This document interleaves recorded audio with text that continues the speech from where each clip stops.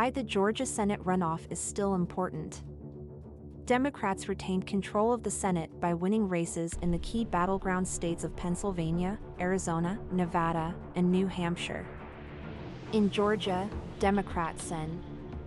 Raphael Warnock edged past Republican Herschel Walker 49.4% to 48.5%, but the race proceeded to a runoff because neither candidate reached 50%.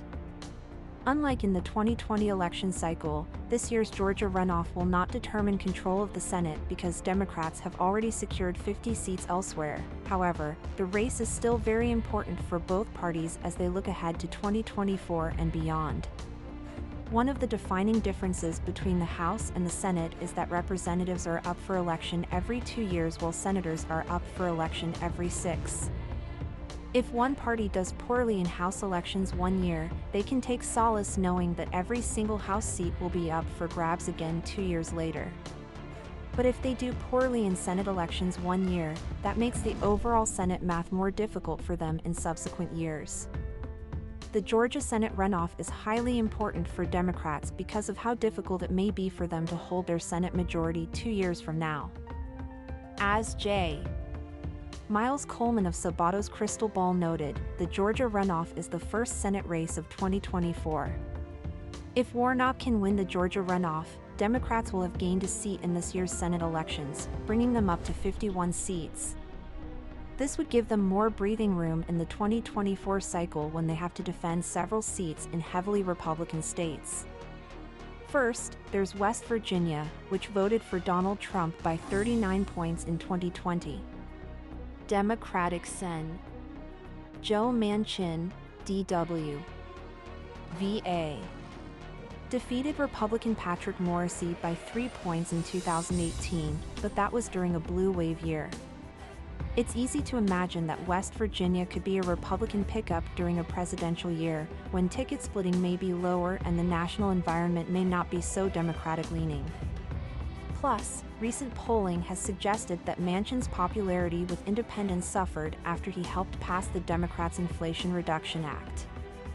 Second, there's Montana, which voted for Trump by 16 points in 2020. Democratic Sen. John Tester, Democrat Montana. Defeated his Republican challengers by 4 points in 2012 and 2018, but several high-profile Republicans with statewide name recognition are already considering taking him on. Third, there's Ohio, which voted for Trump by 8 points in 2016.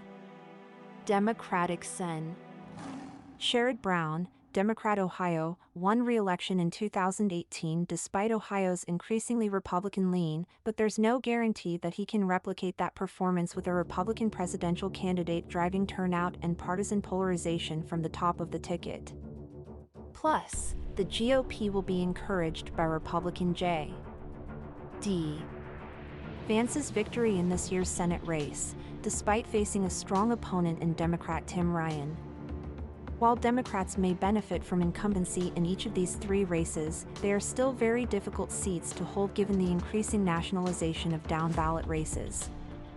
In 2016, every single Senate race was won by the party that carried the state at the presidential level. In 2020, all but one Senate race, Maine, was won by the party that won the state in the presidential election. Given just how Republican West Virginia, Montana, and Ohio have been at the presidential level the past 2 cycles, it's easy to imagine a scenario where Democrats lose some or all of these seats in 2024. Beyond those 3 states, Democrats need to defend Senate seats in presidential battlegrounds like Wisconsin, Michigan, Pennsylvania, Nevada, and Arizona. On the flip side, Republicans don't have many vulnerable seats to defend. Their 2 most vulnerable seats are in Texas and Florida, both of which just re-elected Republican governors by double digits. Overall, the 2024 Senate map is pretty brutal for Democrats. They will undoubtedly be the party on defense. If Warnock can win the Georgia runoff, that'll give Democrats a better chance of maintaining their majority in 2 years. And if they can do that and take back the House, that would enable Biden to pass more of his legislative priorities should he be re-elected.